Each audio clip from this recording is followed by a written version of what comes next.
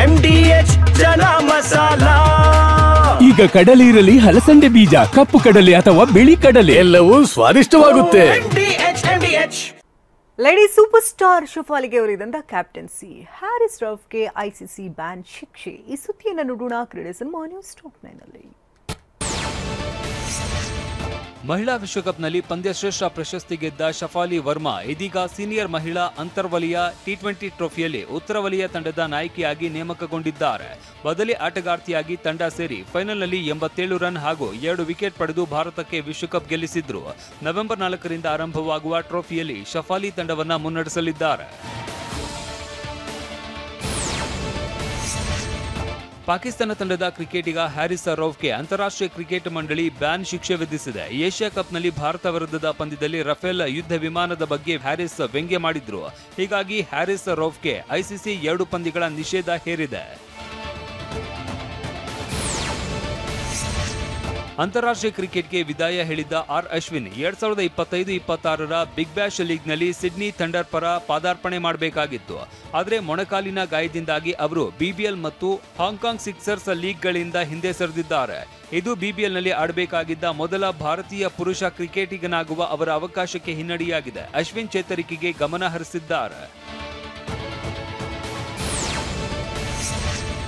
WPLನಲ್ಲಿ ಪೂರ್ವಭಾವಿಯಾಗಿ ಆರ್ಸಿಬಿ ತಂಡ ಹೊಸ ಬೌಲಿಂಗ್ ಕೋಚ್ ನೇಮಿಸಿದೆ. ಇಂಗ್ಲೆಂಡ್ ತಂಡದ ಮಾಜಿ ವೇಗಿ ಅನ್ಯಾ ಶ್ರಬ್ಯೂಲ್ಸ್ಗೆ ಆರ್ಸಿಬಿ ಮಹಿಳಾ ತಂಡ ಬೌಲಿಂಗ್ ಕೋಚ್ ಆಗಿ ನೇಮಕ ಮಾಡಿಕೊಂಡಿದೆ. ಮಹಿಳಾ ವಿಶ್ವಕಪ್ನಲ್ಲಿ ಭಾರತ ಕಪ್ ಗೆಲ್ತಾ ಇದ್ದಂತೆ ಮತ್ತೊಂದು ಟ್ರೋಫಿ ಗೆಲ್ಲುವ ಉತ್ಸಾಹದಲ್ಲಿ ಆರ್ಸಿಬಿ ಮಹಿಳಾ ತಂಡ ಈಗಿನಿಂದಲೇ ಪ್ಲಾನ್ ಮಾಡ್ತಾ ಇದೆ.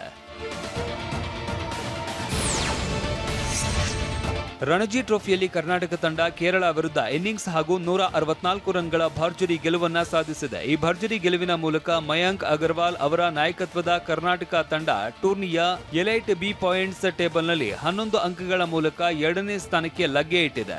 ಕರುಣ್ ನಾಯರ್ ಮತ್ತು ಮೊಹಸಿನ್ ಖಾನ್ ದ್ವಿಶತಕ ಹಾಗೂ ಅವರ ಸ್ಪಿನ್ ಮೋಡಿಯಿಂದ ಪಂದ್ಯ ಭರ್ಜರಿಯಾಗಿ ಗೆದ್ದಿದೆ.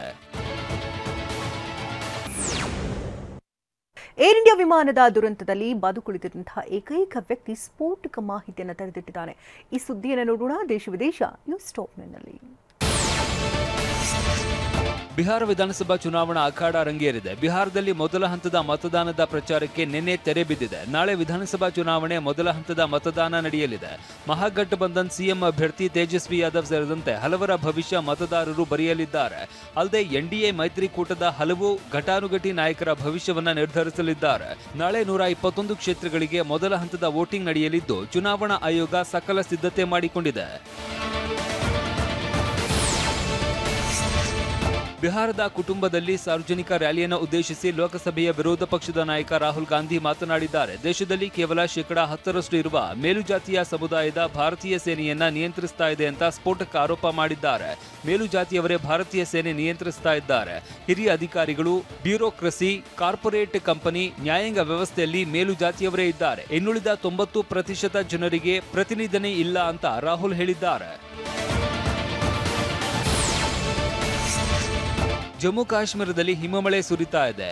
ಗುಲ್ಮಾರ್ಗ್ನಲ್ಲಿ ಆರ್ಭಟಿಸ್ತಾ ಇರುವ ಹಿಮಮಳೆ ಪ್ರವಾಸಿಗರನ್ನ ಆಕರ್ಷಣೆ ಮಾಡ್ತಾ ಇದೆ. ರಸ್ತೆಗಳು ಹಿಮದಿಂದ ಮುಚ್ಚಿ ಹೋಗಿದ್ದು ವಾಹನ ಸಂಚಾರಕ್ಕೆ ಅಡಚಣೆಯಾಗಿದೆ. ರಸ್ತೆಗೆ ಆವರಿಸಿರುವ ಹಿಮವನ್ನ ಜೆಸಿಬಿ ಮೂಲಕ ಕ್ಲಿಯರ್ ಮಾಡಲಾಗ್ತಾ ಇದೆ.